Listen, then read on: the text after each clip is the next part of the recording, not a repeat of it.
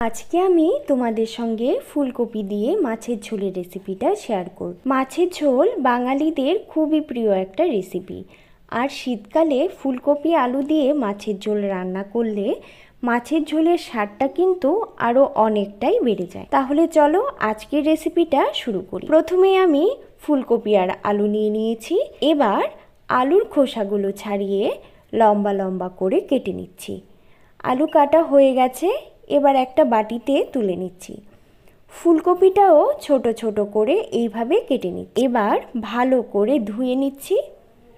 অন্যদিকে কড়াইটা গ্যাসে বসিয়ে আলু আর ফুলকপিগুলো একই সঙ্গে জল দিয়ে সেদ্ধ করে নিচ্ছি।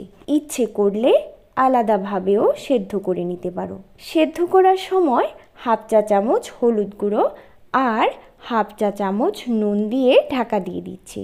ফুলকপি আর আলু সেদ্ধ হতে হতে চলো মাছগুলো ভেজে নেওয়া যাক। মাছগুলো ভালো করে ধুয়ে পরিষ্কার করে নিয়েছি।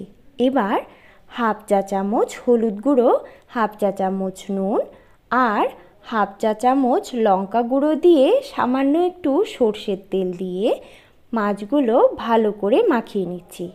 অন্যদিকে কড়াইতে মাছ ভাজার জন্য পরিমাণ মতো তেল দিয়ে দিচ্ছি। তেলটা গরম হলে এক এক করে মাছগুলো ভেজে তুলে নিচ্ছি। অন্যদিকে আলু আর ফুলকপিগুলো সেদ্ধ হয়ে গেছে। গ্যাসটা বন্ধ করে আলু আর ফুলকপি সেদ্ধ করা জল থেকে ছেঁকে নিচ্ছি।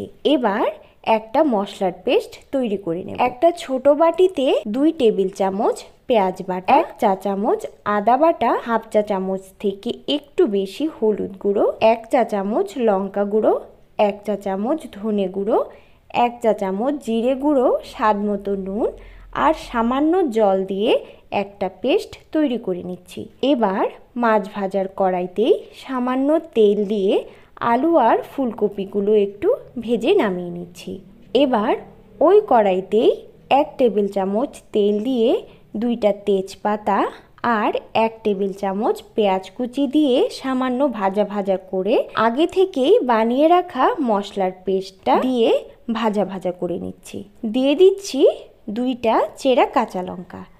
মশলাটা যখন শুকিয়ে গিয়ে কড়াইতে লাগতে শুরু করবে তখন মশলা মাখা ওই বাটিটাতেই সামান্য জল দিয়ে কড়াইতে ঢেলে দিচ্ছি। মশলাটা যখন কষানো হয়ে যাবে, তেলটাও মশলার উপরে ভেসে উঠবে, তখন ভেজে রাখা আলু আর ফুলকপিগুলো মশলার মধ্যে দিয়ে আরও একটু ভাজা ভাজা করে নেব। এবার পরিমাণ মতো গ্রেভির জন্য জল দিয়ে 2-3 মিনিটের জন্য ফুটিয়ে নিচ্ছি। 2-3 মিনিট পর ঢাকাটা তুলে ভেজে রাখা মাছগুলো দিয়ে আরও কিছুক্ষণ ফুটিয়ে নেব। এবার ফ্রেশ কিছু ধনেপাতা কুচি করে কেটে ওপর থেকে ছড়িয়ে দিচ্ছি। আলু দিয়ে মাছের ঝোল রান্না করলে রান্না করা 2-3টা সেদ্ধ আলু ভেঙে ঝোলের মধ্যে মিশিয়ে দিলে মাছের ঝোলটার টেস্ট অনেকটাই বেড়ে যায়। আশা করি সম্পূর্ণ রেসিপিটা আপনাদের ভালো লাগবে। আর যদি ভালো লাগে প্রত্যেকবারের মতো কমেন্ট করে জানাতে কিন্তু ভুলবেন না। আর অবশ্যই আমার এই চ্যানেলটাকে সাবস্ক্রাইব করে পাশে থাকা বেল আইকনটি প্রেস করতে কিন্তু একটুও ভুলবেন না। ধন্যবাদ।